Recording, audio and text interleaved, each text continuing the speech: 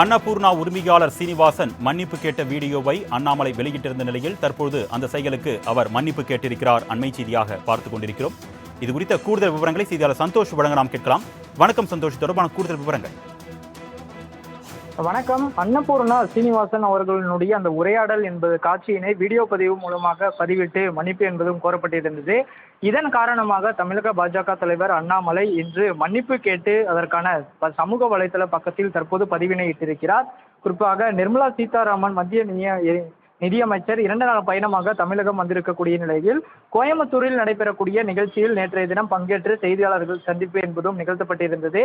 இந்த நிலையில் அன்னபூர்ணா உணவகங்களின் மதிப்புக்குரிய உரிமையாளரான சீனிவாசன் அவர்களுடன் நான் பேசியதாகவும் இதை எதிர்பாராதான தனியுரிமை மீறலுக்கு வருத்தம் தெரிவிப்பதாகவும் தற்போது அண்ணாமலை பதிவிட்டிருக்கிறார்.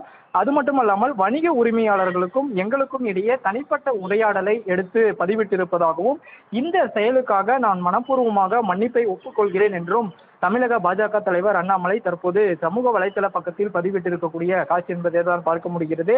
தொடர்ச்சியாக அன்னபூர்ணா சீனிவாசன் அந்த தமிழ்நாட்டின் வணிக சமூகத்தின் தூணாக இருப்பதாகவும் மாநில மற்றும் நாட்டின் பொருளாதார வளர்ச்சிக்கு குறிப்பிட்ட பங்கை அளித்து வருகிறார் என்றும் தெரிவித்திருக்கிறார். இந்த விவகாரத்தை உரிய மரியாதையுடன் முடித்து வைக்குமாறும் அனைவரிடமும் கேட்டுக்கொள்வதாகவும் இந்த விவகாரத்தை பற்றி பாஜகவில் இருக்கக்கூடியவர்கள் யாரும் பேச வேண்டாம் என்றும் அறிவுறுத்தப்பட்டிருக்கிறது. தற்போது இங்கிலாந்து சென்றிருக்கக்கூடிய அண்ணாமலை அவர்கள் 3 மாத கால படிப்பிற்காக தங்களுடைய படிப்பினை மேற்கொண்டு வருகிறார்.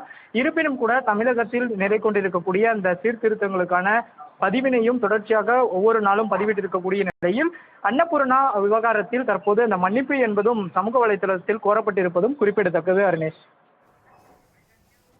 விவரங்களுக்கு நன்றி சந்தோஷ்.